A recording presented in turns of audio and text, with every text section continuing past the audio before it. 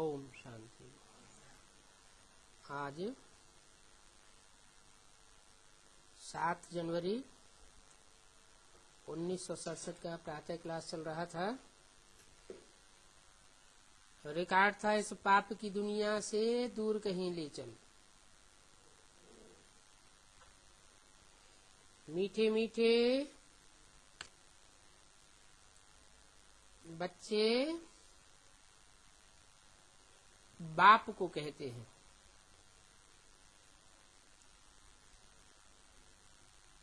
इस पाप की दुनिया से दूर कहीं ले चल।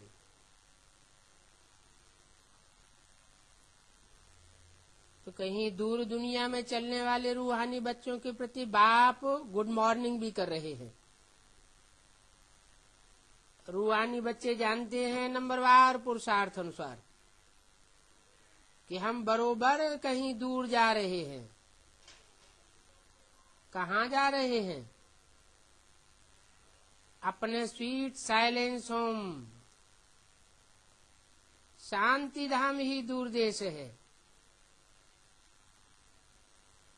स्वर्ग कोई दूर नहीं है, स्वर्ग तो इसी दुनिया में होगा,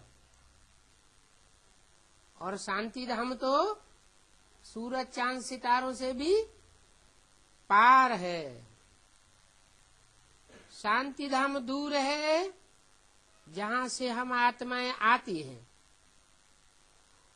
वो है मूल वतन, और ये है स्थूल वतन, वो है हम आत्माओं का घर।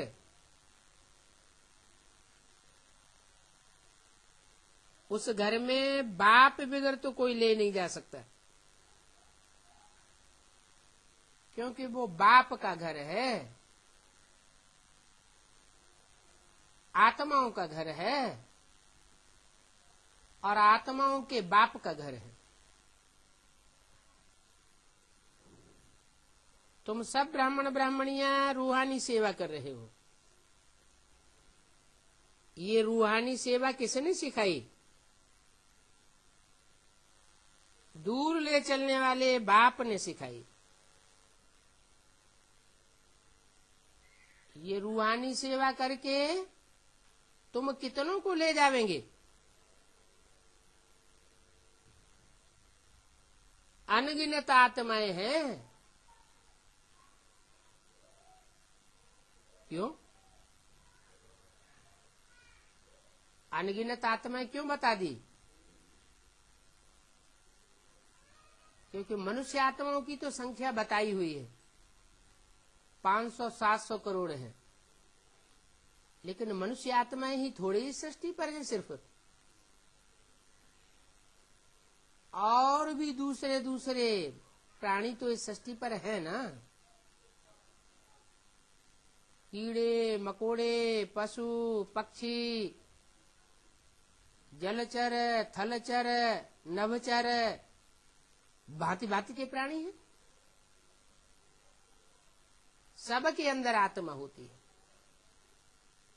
तो सब आत्माएं इस सृष्टि रूपी रंगमंच को छोड़ करके वापस जावेंगी। इसलिए बोला कि अनगिनत आत्माएं हैं। एक पंडे के तुम सब बच्चे भी हो, तो तुम सब बच्चे भी पंडे हो गए।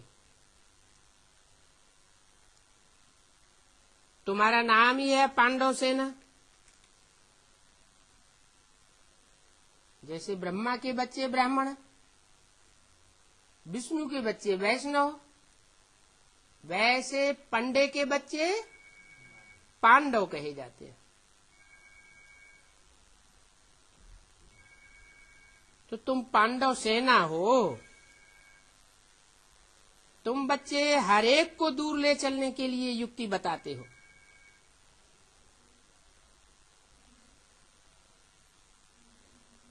दूर ते दूर, परे ते परे है परम धाम।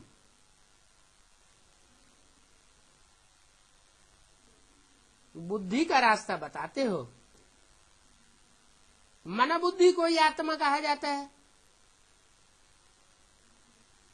मन बुद्धि जब दूर ते दूर देश में परम धाम में सेट हो जाती है, तो जैसे कि आत्मा परम धाम वासी हो गई, या दूसरे शब्दों में ये कहें कि परम धाम को तुम बच्चे इस सृष्टि पर उतार लेते हो। परंतु 500 करोड़ मनुष्य आत्माएं तो परम धाम की स्थिति का अनुभव इस दुनिया में नहीं कर सकेंगी।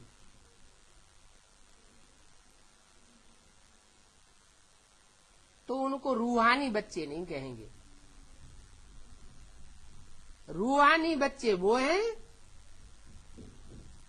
जो अभी अभी जीवन रहते रूह की स्टेज में अपने पुरुषार्थ से स्थित हो जाते हैं।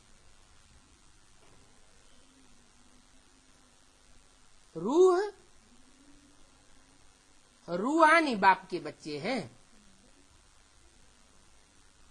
पूरे 84 जन्म लेने वाली आत्माएं हैं।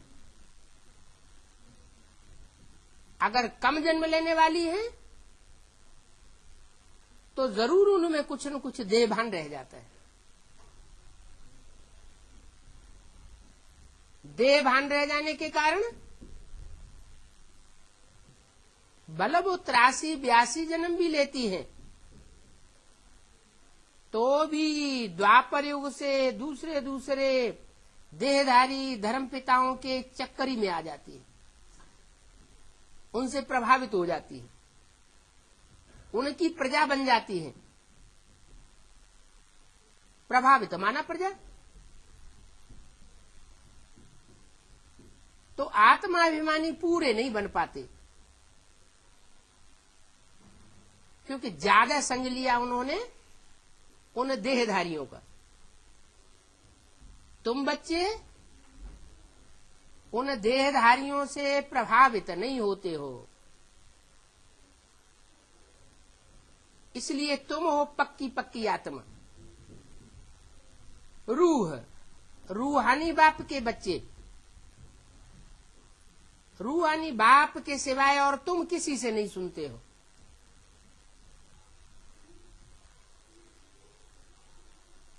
जैसे वो दूसरे धर्म की आत्माएं होती हैं तो तुम्हारी बात नहीं सुनती है, समझती भी है कि ये ज्ञान सच्चा है, जान लेते हैं कि इस ज्ञान में ताकत है, फिर भी कहते हैं कि हमारे गुरुजी जब तक नहीं मानेंगे तब तक हम तुम्हारी बात मानने वाले नहीं हैं। इसका मतलब वो रूहानी बाप के बच्चे हैं या देहाभिमानी धर्मगुरुओं के बच्चे हैं? धर्मगुरुओं के बच्चे हैं। तो बाप कहते हैं तुम हो मेरे रूहानी बच्चे।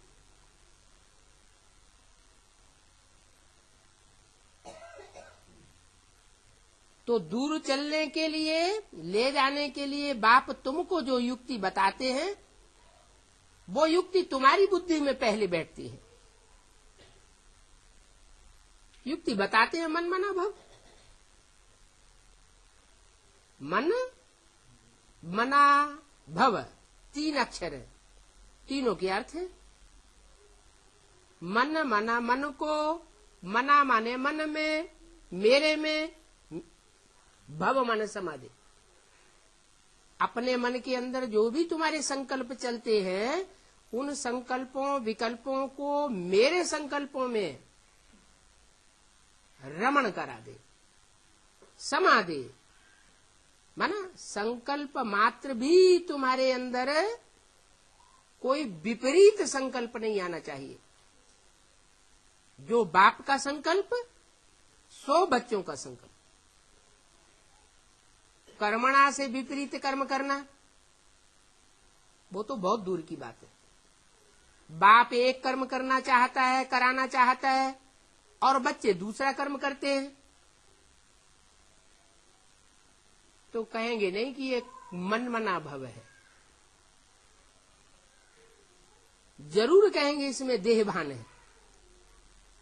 रूहानी बाप का रूहानी बच्चा नहीं कहेंगे। तो तुम बच्चे ये पढ़ाई पहले धारण करते हो,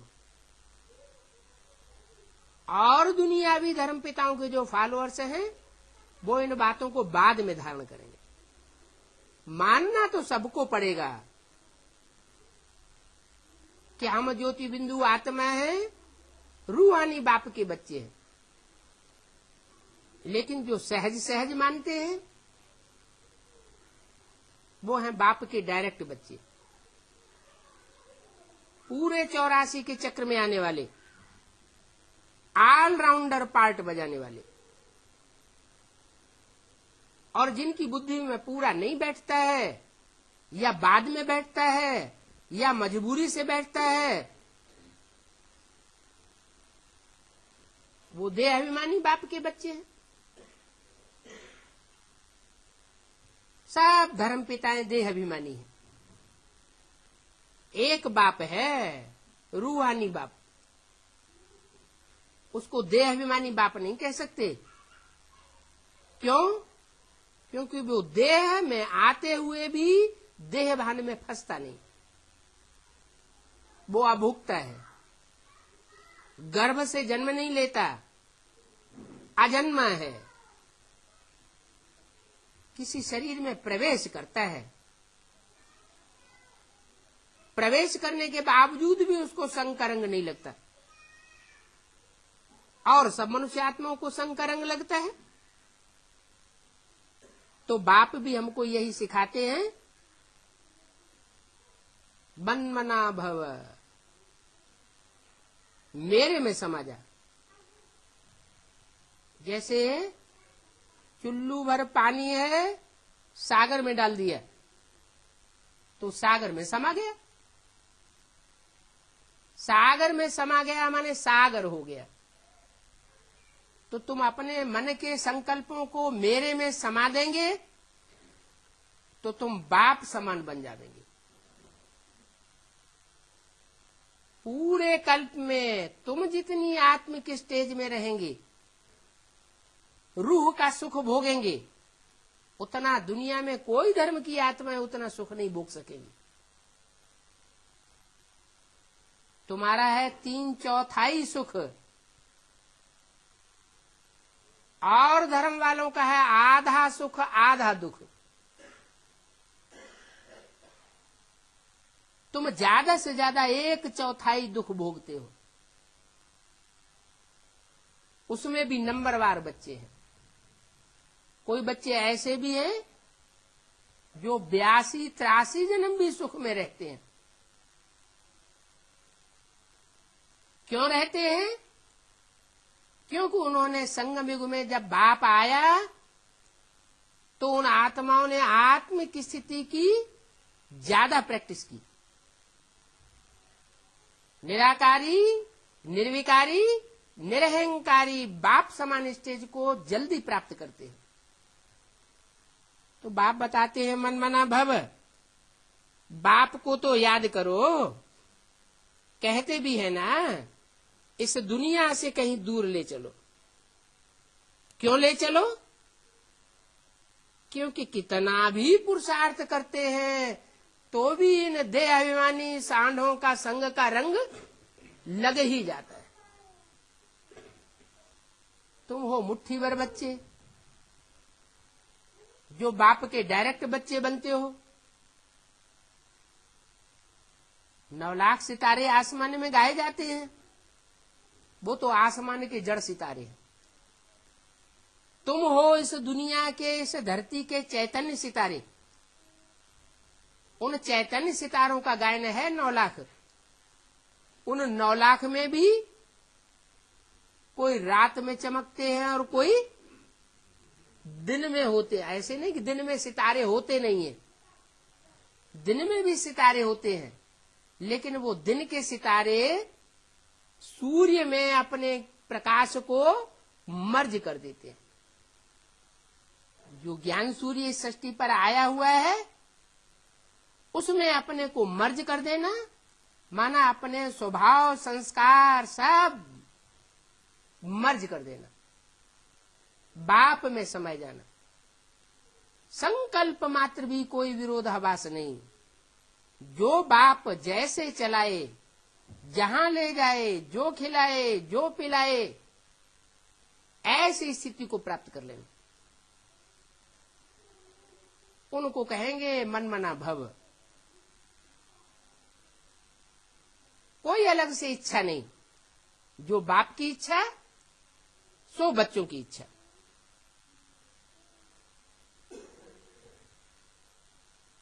नई दुनिया में तो ऐसे नहीं कहेंगे कि कहीं दूर ले चल। इस पुरानी दुनिया में, दुख की दुनिया में कहते हैं कि दूर ले चल। क्यों? नई दुनिया में क्यों नहीं कहते? क्योंकि वहां दुख नहीं होता। दुख क्यों नहीं होता? क्योंकि वहां विधर्मी आत्माओं का संग नहीं लगता, जो हमको बार बार अपने देह अभिमान की तरफ आकर्षित कर लेती है, प्रभावित कर लेती है। उनके संग का रंग हमको लग जाता है। हम कितना भी पुरुषार्थ करते हैं, लेकिन हुजूम के हुजूम ये जो विधर्मी आत्माएं हैं, दूसरे धर्म में कन्वर्ट होने वाली आत्माएं हैं, वो हमारी अवस्था को खराब कर देती। तो बच्चे कहते हैं दूर कहीं ले चल, अभी कहते हैं, सतयुग में नहीं कहेंगे। यहां तो है ही रावण राज्य। राज्य किसका? रावण का। रावण माने रुलाने वाला। तो जिसका राज्य, उसके राज्य में फिर चलना पड़ता है। यथा राजा तथा प्रजा। हमारी भी वैसी रोने वाली स्टेज होती रहती है। तो कहते हैं इस रोने रुलाने वाली दुनिया से कहीं दूर ले चलो, जहां चैन हो। चैन माना शांति हो, आत्मा अशांत महसूस न करे। इसका नाम ही है दुख धाम। काहे का धाम? दुख का धाम। धाम माना घर। ये दुख का घर है ये दुनिया। इस दुनिया में कोई सुख नहीं है। देह का सुख है, वो भी क्षण भंगुर सुख है, और अभी तो देह में भी शक्तियां नहीं रह गई। देह सब विकारी होती चली जाती है। विकारी शरीर अशक्त होता जाता है। इसलिए बाप कहते हैं तुम सब की वानप्रस्थ अवस्था है।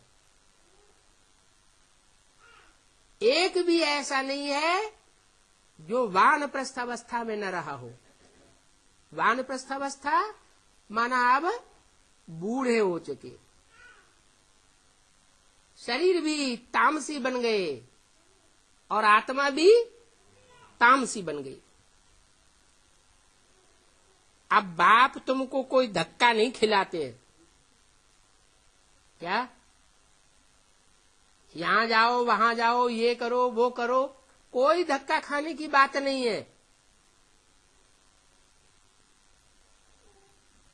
कौन धक्का नहीं खिलाते? बाप धक्का नहीं खिलाते। भाग दौड़ करने की बात नहीं है। एक बार परिचय मिल गया तो कहीं भी निश्चय बुद्धि होकर के बाप को याद करते रहो। वातावरण सुधरता रहेगा। वातावरण सुधरेगा, पवित्र वातावरण बनेगा, तो अपवित्र आत्माएं स्वतः ही आकर के शांति और सुख की भीख मांगेंगी। भक्ति मार्ग में तुम बाप को ढूंढने के लिए कितने धक्के खाते रहे। इतना ढूंढा तीर्थ टिकानों में, मंदिरों में, कहीं प्राप्त नहीं कर सके। बाप खुद कहते हैं मैं तो बहुत गुप्त हूं। इतना गुप्त हूं कि मेरे को कोई इन स्थूल आंखों से देख भी नहीं सकते। बल कितने भी दुनिया में धक्के खाते रहे, इन आंखों से मेरे को कोई नहीं देख सकता। इसलिए कहते हैं कि यहां दर्शन करने की बात नहीं है। कोई कहते हैं हम तुम्हारे गुरु जी के दर्शन तो कर लें। तो उनकी बुद्धि में बात बैठी नहीं है।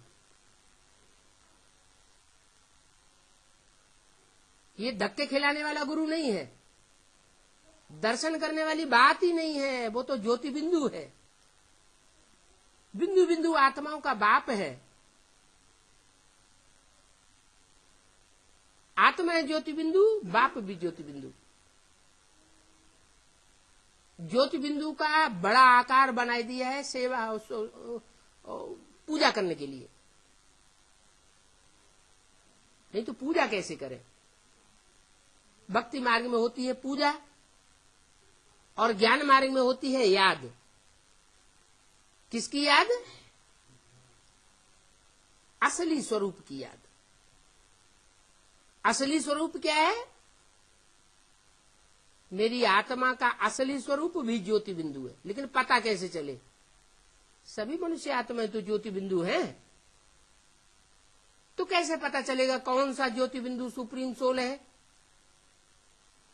तो बताते मैं मुकर्रर रथ में आता हूं। जिस मुकर्रर रथ में आता हूं उस मुकर्रर स्वरूप को पहचान लिया तो जैसे शिव बाबा को पहचान लिया। कैसे पहचानेंगे? कोई कह दे कि वो मुकर्रर स्वरूप है,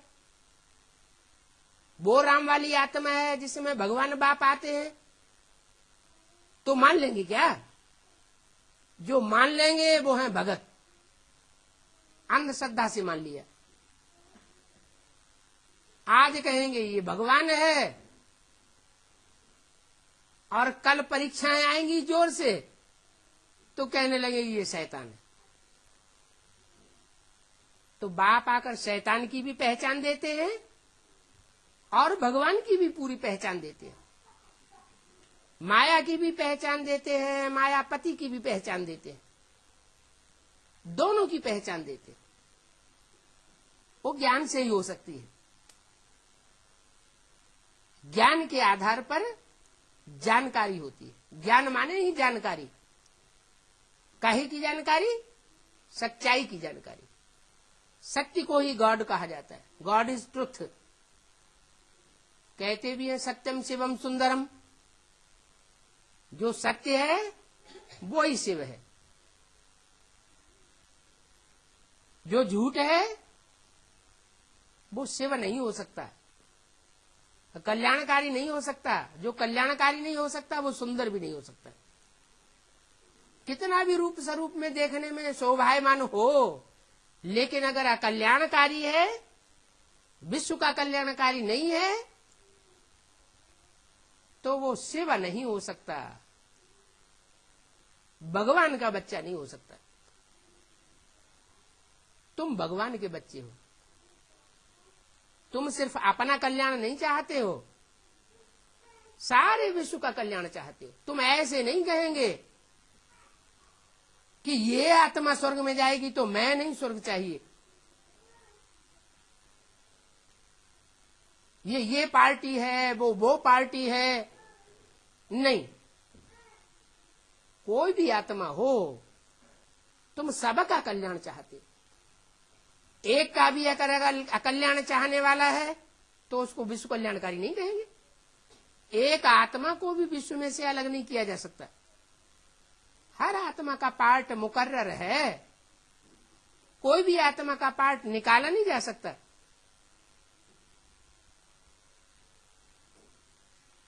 तो मैं कहता हूं कि मुझे पहचानने के लिए तीसरी आंख चाहिए, इसलिए मैं त्रिनेत्री में प्रवेश करता हूं। वो एक ही देवता है जो 3 नेत्रों वाला दिखाया जाता है, शंकर। जो 2 नेत्र हैं वो 2 विशेष आत्माओं की यादगार है, राम और कृष्ण। और तीसरा नेत्र जो खड़ा हुआ है वो शिव नेत्र की यादगार है। शिव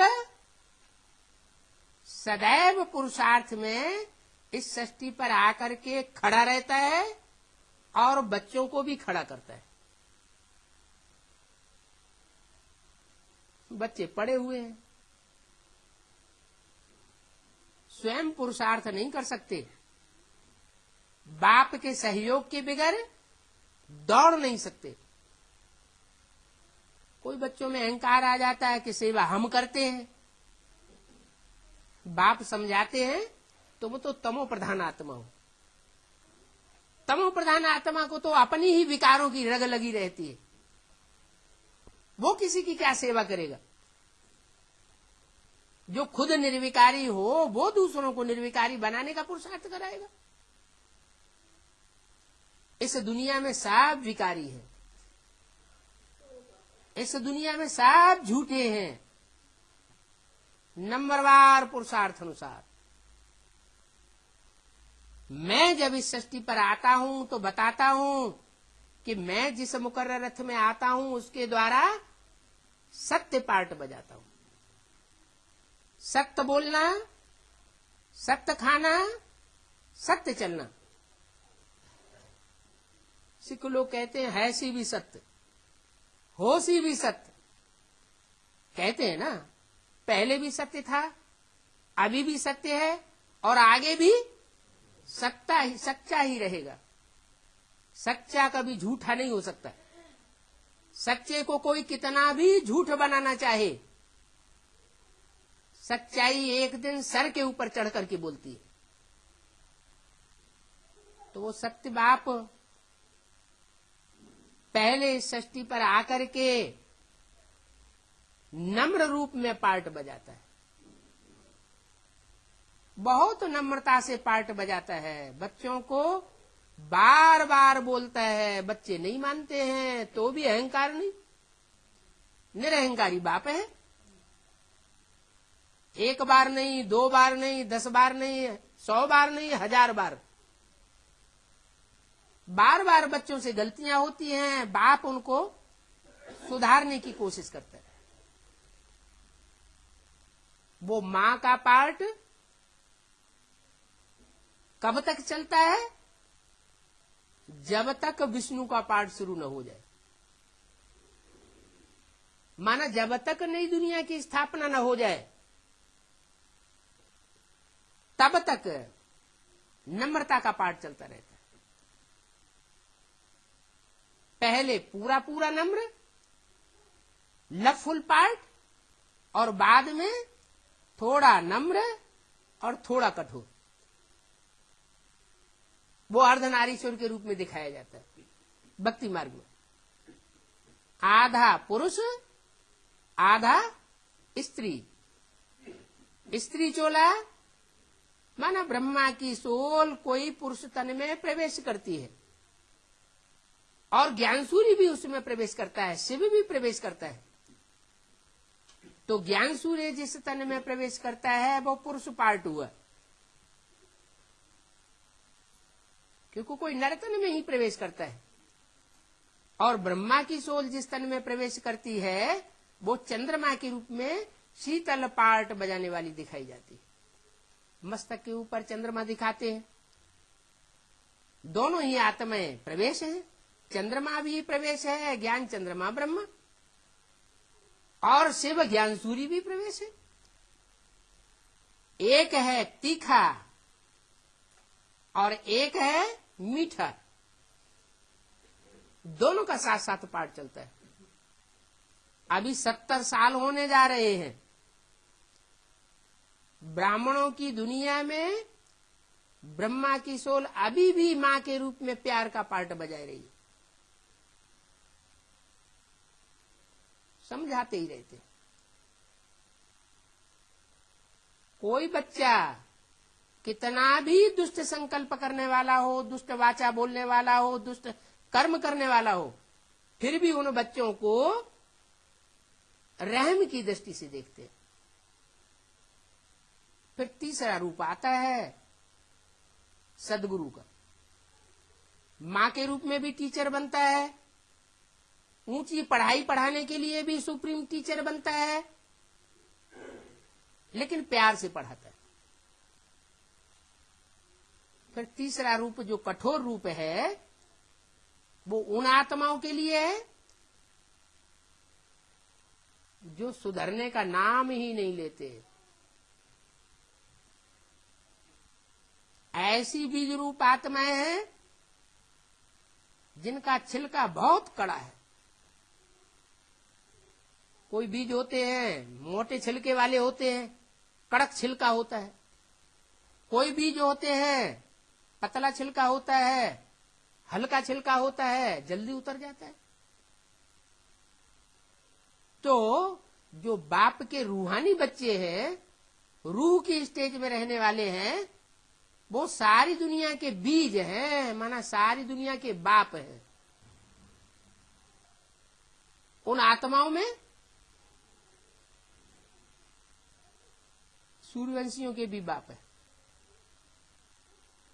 जो सूर्यवंशी प्रजावर की आत्माएं हैं उनके भी बाप हैं, चंद्रवंशियों के भी बाप हैं। उन बीजरूप आत्माओं में ही हैं। इस्लाम वंशियों के भी बाप हैं, वो बीज जो रूहानी स्टेज में अंत में टिकेंगे। बौद्ध वंशियों के भी हैं, क्रिश्चियन वंशियों के भी हैं। हर धर्म की बीज रूप आत्माएं उन 4.5 लाख में मौजूद है। तो हर धर्म की बीज रूप आत्माओं का फाउंडेशन जैसे कि पहले जन्म से ही पड़ जाता है, लेकिन बीज अपने अपने टाइम पर जब समय आता है, मौसम आता है तो उगता है। हर एक बीज हर एक मौसम में नहीं उगता। ऋतुएं होती है ना, ऐसी ये बीज रूप आत्माओं की भी अपनी अपनी ऋतु है। जब 1250 वर्ष शुरुआत में सृष्टि चलती है, सतो प्रधान सतयुग की सृष्टि चलती है, तो सूर्यवंशी आत्मा ही जन्म लेती है।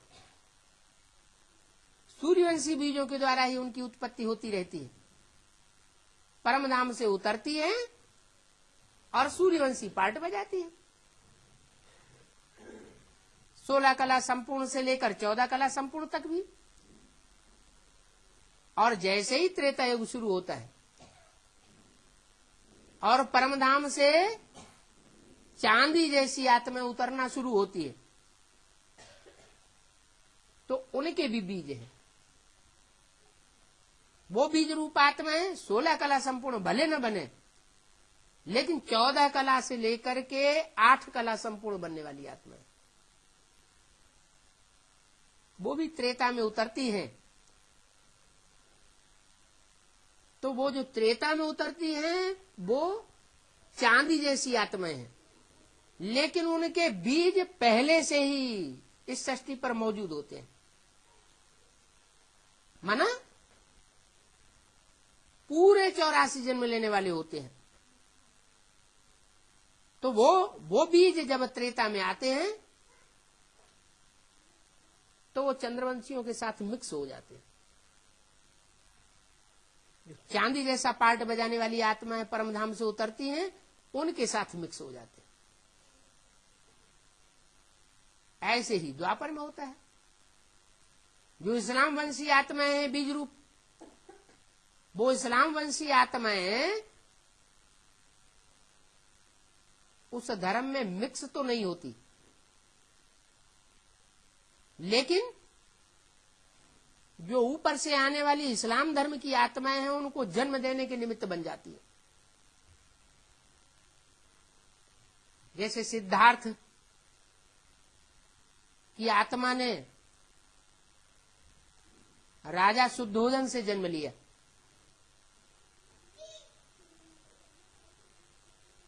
तो ये जो संबंध बना, इसका फाउंडेशन कहां पड़ा होगा?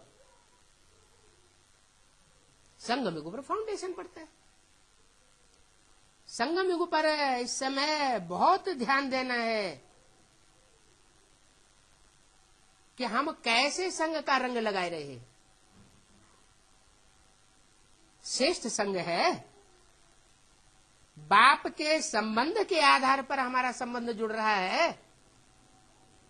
जिन आत्माओं से बाप का संबंध नहीं है, उन आत्माओं से तो कहीं मेरा संबंध नहीं जुड़ रहा है। जिनका बाप से संबंध है, उनका हमारे साथ संबंध होना चाहिए। जिन आत्माओं का बाप से डायरेक्ट संबंध नहीं, उनसे हमारा संबंध नहीं जुटना चाहिए। अगर जुड़ता है तो वो आत्माएं अगले जन्मों में द्वापर युग से हमारे संसर्ग और संपर्क और संबंध में जरूर आवेंगी, और आवेंगी तो उनके संग का रंग हमको लगेगा। भले शुद्धोधन से सिद्धार्थ जन्म लेता है और सिद्धार्थ में महात्मा बुद्ध की सोल प्रवेश करती है, और शुद्धोधन राजा जो है वो अपने बच्चे से प्रभावित नहीं होता, धर्म में कन्वर्ट नहीं होता, बौद्ध धर्म नहीं अपनाता। लेकिन वो सिद्धार्थ जिसमें महात्मा बुद्ध की सोल प्रवेश करती है, वो प्रवेश करने वाली आत्मा क्योंकि नई आत्मा उतरी है, तो उस सिद्धार्थ के द्वारा ऐसा श्रेष्ठ और पावरफुल पार्ट बजाती है कि उसको शुद्धोधन राजा अपने देश से बाहर भी निकाल देता है, तो भी विदेशों में जाकर के अपने धर्म का तेजी से प्रचार करती है। इतनी तेजी से प्रचार करती है कि चीन, जापान जैसे देशों में जाकर के धर्म संस्था स्थापन कर देती है। देश देशांतर में उस बच्चे का नाम बाला होता है। शुद्धोधन राजा चमत्कृत तो हो जाता है कि मेरा बच्चा जिसे मैंने इस देश से बाहर निकाल दिया, वो कितनी कीर्ति अर्जन कर रहा है, कितनी आत्माएं उससे प्रभावित हो रही है। तो शुद्धोधन जो बाप बना हुआ है, राजा बना हुआ है भारत के अंदर, उसके अंदर उस बच्चे के प्रति मोह का संबंध जुट जाता है, और वो मोह 2-4 जन्म के बाद अपना प्रभाव दिखाता है। कोई भी कर्म है, अगर बहुत तीव्रता से किया जाएगा तो इस जन्म में भी फल दे सकता है और अगले जन्म में भी फल दे सकता है। अगर धीमी गति से किया जाएगा तो 2-4-8 जन्मों के बाद भी फल दे सकता है।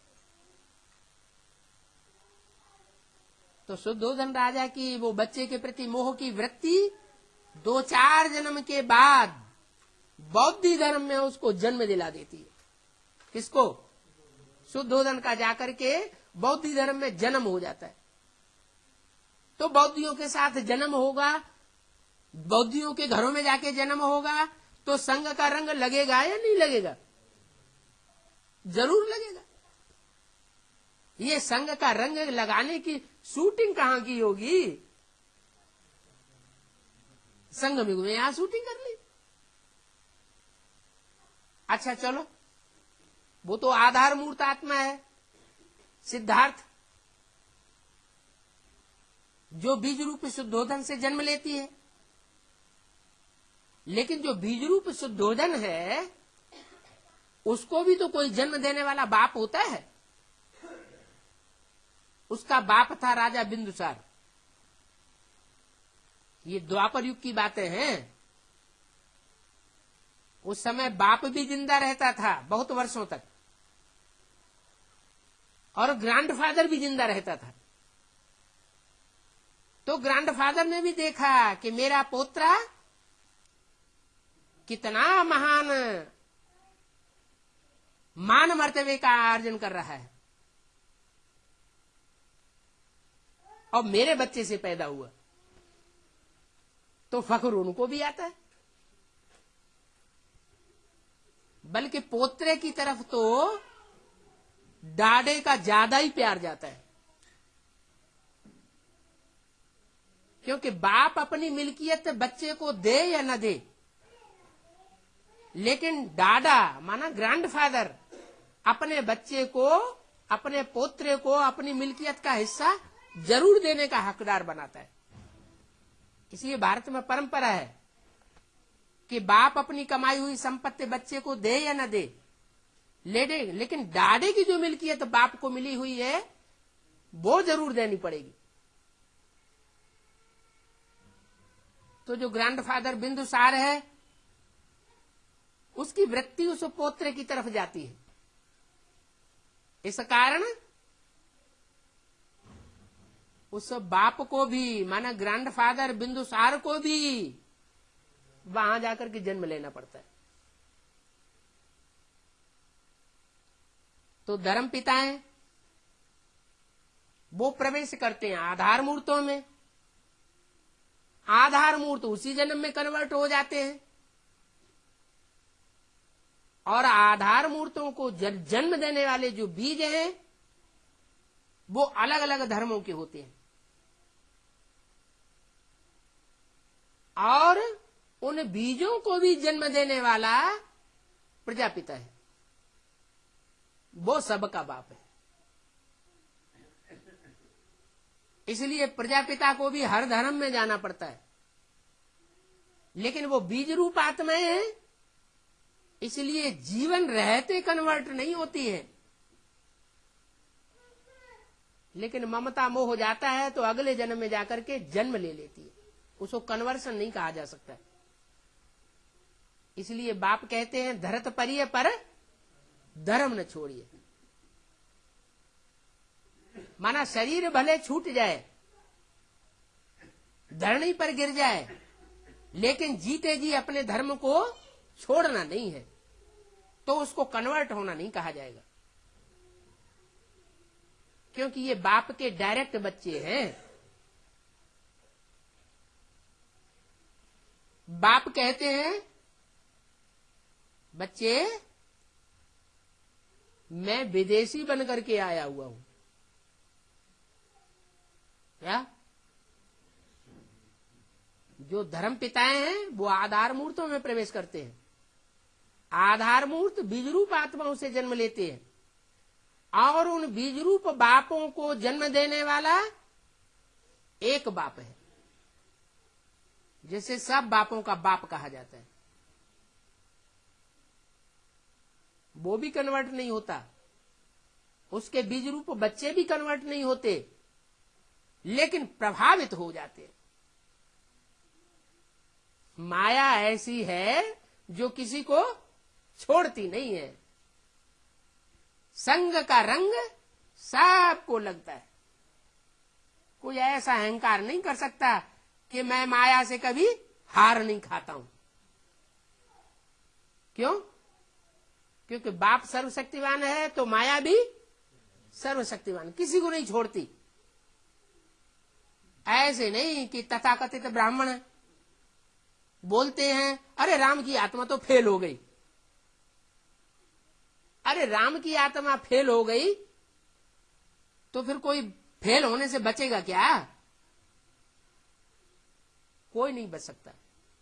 हाँ, इतना अंतर जरूर है कि कोई शुरुआत के मासिक त्रैमासिक एग्जाम में फेल हो जाते हैं और फाइनल में पास हो जाते हैं, और कोई ऐसे होते हैं कि शुरुआत में पास होते रहते हैं और लास्ट में जाके सो जाते हैं। जैसे खरगोश और कछुआ की दौड़ कहानी दिखाते हैं, दोनों में दौड़ हुई तो कछुआ अपने धीमी धीमी चाल से दौड़ता रहा, खरगोश भी दौड़ा, उसको अहंकार आ गया, अरे ये क्या मेरा मुकाबला करेगा, तो थोड़ा दौड़ा और गर्मी आई तो झाड़ी में जाकर के आराम करने लगा कि अरे जब तक ये थोड़ा आगे जाएगा तब तक हम इसको क्रॉस कर जाएंगे। नींद आई तो बस गया। यहां भी बच्चों को नींद आती है। कुंभकर्णों का संग लगा हुआ है 63 जन्मों का, वो संग का रंग अपना प्रभाव दिखाता है। नहीं तो कोई बच्चे ऐसे भी हैं जिनको नींद नहीं आती है, ऐसे भी हैं या नहीं है?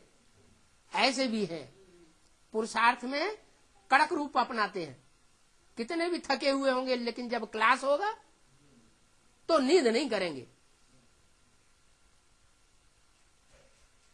तो ये क्या कारण है? उनको नींद आती है और उनको नींद नहीं आती। कोई तो कारण होगा। क्या कारण है? जिनको नींद नहीं आती है, जिनको नींद नहीं आती है वो कोई से प्रभावित नहीं हुए हैं, या प्रभावित हुए भी हैं तो बहुत थोड़ा प्रभावित हुए। इसलिए जब प्रभावित ही नहीं होते तो संग का रंग भी नहीं लग सकता। और जो प्रभावित हो जाते हैं वो तो प्रजा बन जाते हैं। तो राजा तो पावरफुल होता है, यथा राजा तथा उससे प्रभावित होने वाली प्रजा। राजा जो भाषा अपनाएगा प्रजा को भी वो भाषा अपनानी पड़े। राजा जो कानून बनाएगा प्रजा को वो कानून मानना पड़े। तो बहुत संग का रंग लगता है। तो बहुत ध्यान रखना है पुरुषार्थी जीवन में कि हम एक से प्रभावित होते हैं या अनेकों से प्रभावित हो रहे हैं। एक की मत पर चलते हैं या अनेकों की मत पर चलते हैं। एक जो ऊंच ते ऊंच है, श्री श्री 108 जगत गुरु, सच्चा जगत गुरु, झूठा नहीं। क्योंकि गुरुओं का टाइटल तो बहुत धराई लेते हैं, लेकिन सतगुरु तो एक ही होता है। सिख लोग भी कहते हैं एक सदगुरु अकाल मूर्त। तो जब एक सदगुरु हुआ तो बाकी सब गुरु कैसे हो गए? एक है सत्य गुरु और बाकी झूठे गुरु। तो जो है ही झूठे गुरु, उन देहधारी गुरुओं के चक्कर में क्यों फंसना चाहिए? जो एक सच्चा है उसी को पकड़ के रहना। जानते भी हैं कि एक से एक बढ़कर के ऊंचे पाटधारी हैं, लेकिन भगवान सबसे ऊंचा पाटधारी है। उससे ऊंचे तो ऊंचे कोई होता ही नहीं, लेकिन फिर भी चक्करी में फंस जाते हैं। हनुमान के भगत हैं, हनुमान की पूजा करेंगे। हनुमान राम की पूजा करेंगे, राम शंकर की पूजा करेंगे, और शंकर शिव की पूजा करेंगे। अरे तो एक ही ऊंचते ऊंच को क्यों न पकड़ लो?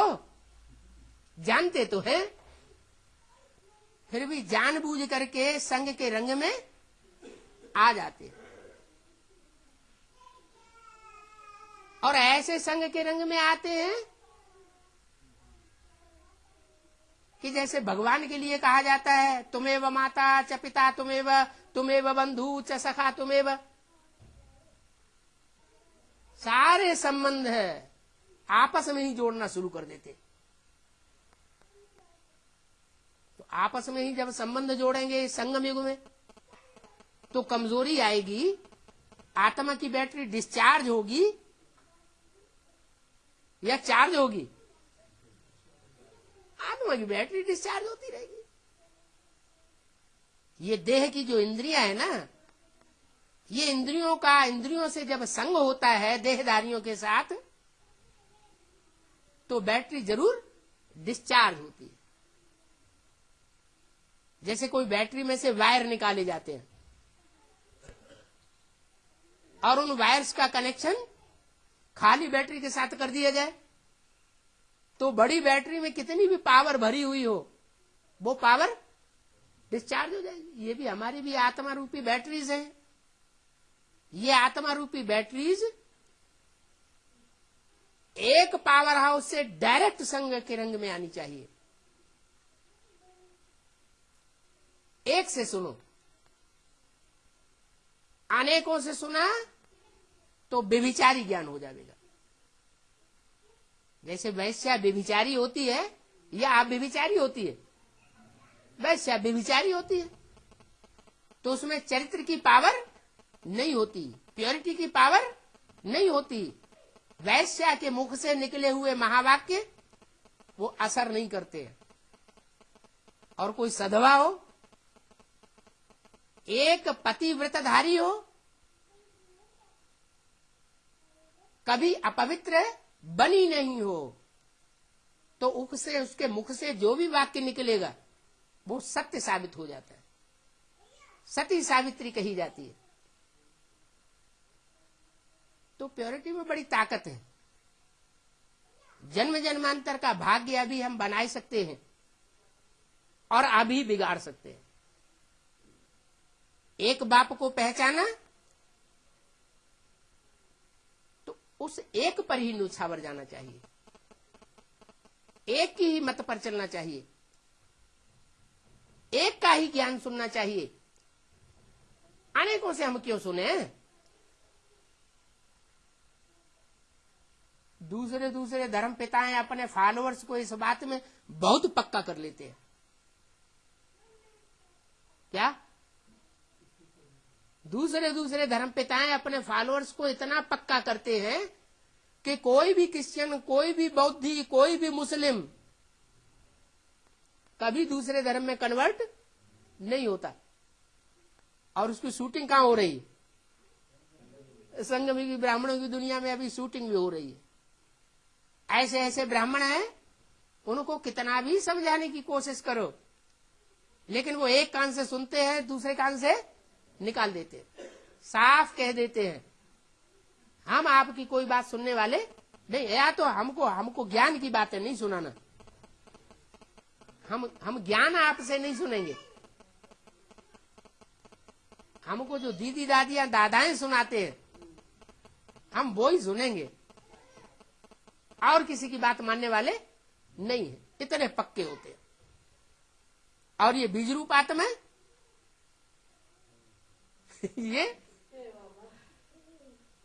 ये संघ के रंग में आती रहती है। नंबरवार बीज है। वो बीज रूप आत्माओं में सिर्फ 10% ऐसी है जो दूसरों के प्रभाव में नहीं आती, अपने धर्म की पक्की है।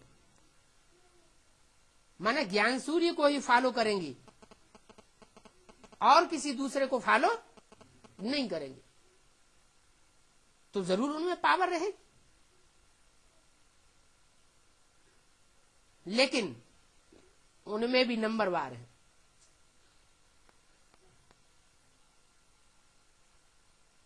जो ज्ञान सूर्य का पार्ट है, जो पहले पहले भगवान से ज्ञान सुनता है और डायरेक्ट सुनता है, आदि में भी सुनता है, मध्य में भी सुनता है और अंत में भी विजयी होता है, तो वो हीरो पार्टधारी आत्मा कम से कम माया के चंबे में आती है, आदि में चंबे में आती है और अंत में पूरी विजयी होती है। बाकी सब नंबरवार है। जो नंबरवार हैं उनमें फिर देवान का छिलका भी नंबरवार चढ़ता है सब बीज। उन 4.5 लाख बीजों में ऐसा कोई नहीं है जिसका छिलका इस संगम युग में ज्ञान दंडों से न उतर जाए। इसी जन्म में उनको संपूर्ण बनना है, अगले जन्म में नहीं। अगले जन्म में तो कोई भी आत्मा संपूर्ण नहीं बनेगी। 8 ऐसे हैं जिन्हें डंडे खाने की भी दरकार नहीं पड़ती, धक्के खाने की भी दरकार नहीं पड़ती, क्योंकि उन्होंने एक को पकड़ लिया तो पकड़ लिया। एक है साधे सब सद है, सब साधे सब जाए। तो एक में ताकत रहती है। अनेकों के संग के रंग में जाने से ताकत क्षीण हो जाती है। इतनी ताकत रहती है एक के संग के रंग में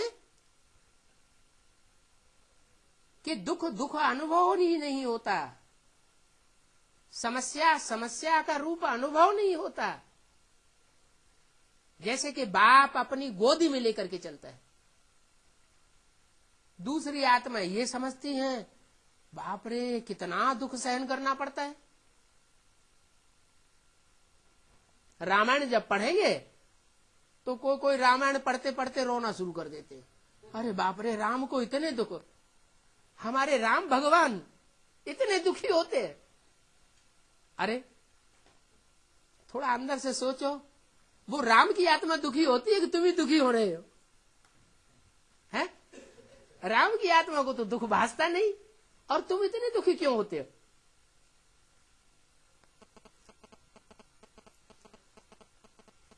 तो एक की बात है, एक में अपने मन को रमण करना चाहिए। मन एक में तिरोहित होगा, एक में मन मना भाव होकर के रहेंगे तो तन और धन भी वहीं जाएगा, दूसरी जगह तन और धन जा नहीं सकता। जिसका दिल जहां लग जाता है, कोई लवर्स होते हैं ना, तो महबूबा का दिल महबूबा में लग जाता है तो वो अपनी सारी धन की ताकत कहां लगा देता है? महबूबा में लगा देता है। भले शादीशुदा हो, घर में कितनी भी सुंदर औरत बैठी हुई हो, लेकिन अगर किसी दूसरे से उसका दिल लग गया तो सारा कमाया हुआ धन कहां फेंकता है? वहीं फेंकता है। धन भी फेंकता है और तन की ताकत भी वहीं लगाता है। तो जहां हमारा मन होगा वहां हमारा तन होगा और वहीं हमारा धन होगा। इसलिए मन बुद्धि को अगर चेंज कर दिया, मोल्ड कर लिया, तो पुरुषार्थ बहुत सहज हो जाता है। इसलिए कहते हैं एक मोहब्बत से काम करना और दूसरा मजबूरी से काम करना। मोहब्बत हो जाती है तो कोई भी काम कठिन नहीं होता। कहानियां बना दी है कि सीरी को पाने के लिए फरियाद ने पहाड़ काट करके नदी निकाल ली। अब पहाड़ काट के नदी थोड़ी निकाली जाती है, माने पहाड़ जैसा जो काम है वो काम भी पूरा कर लिया और ज्ञान जल निकाल करके सारे संसार में बहा दिया। शास्त्रों में दिखाते हैं कि बड़े लंबे समय तक तपस्या की तो गंगा ऊपर से नीचे आई। नीचे तो आई लेकिन कहां समा गई? शंकर की जटाओं में समा गई। तो आने का कोई फायदा ही नहीं हुआ। अब हम बच्चे जानते हैं कि ज्ञान गंगा ऊपर से नीचे आई और आकर के कहां समा गई? कब समा गई? हैं? ज्ञान गंगा ऊपर से आई नीचे और समा गई। कहां समा गई? हैं? शंकर की जटाओं में समा गई। शंकर की जटाओं में समा गई। अब फिर उनको तपस्या करनी पड़े तो फिर दोबारा तपस्या करते हैं। दोबारा तपस्या करते हैं तब गंगा जटाओं से इस सृष्टि पर आती है। तो अभी भी ज्ञान गंगा की प्रत्यक्षता नहीं हुई है। अगर ज्ञान गंगा की प्रत्यक्षता हुई हो तो उत्तर भारत के लोग जरूर समझ जाएंगे।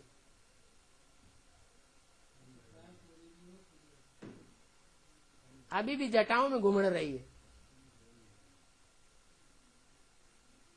जैसे जटाएं होती है ना, बड़े बड़े साधु संत होते हैं अपने आर्टिफिशियल जटाएं बनाते हैं। वो एक दूसरे से बाल चिपके हुए होते हैं, सुलझे हुए नहीं होते हैं। तो जटाओं में गंगा हिलगी हुई है। अभी भी एडवांस ज्ञान में ढेर सारी बातें ऐसी हैं जो क्लियर नहीं है। जब ज्ञान गंगा निकलेगी तो सब बातें क्लियर हो जाएंगी, पुरुषार्थ ही क्लियर हो जाएगा। लेकिन नियम बना हुआ है, पहले यमुना निकलती है, फिर पहले सूर्य की पुत्री यमुना निकलती है, उसके बाद बीच में सरस्वती आती है, सरस्वती बीच में आती है, बीच में ही चली जाती है, गुप्त हो जाती है, और लास्ट में गंगा निकलती है। अंत में निकली है ज्ञान गंगाएं, तो हर हर गंगे हो जाती है।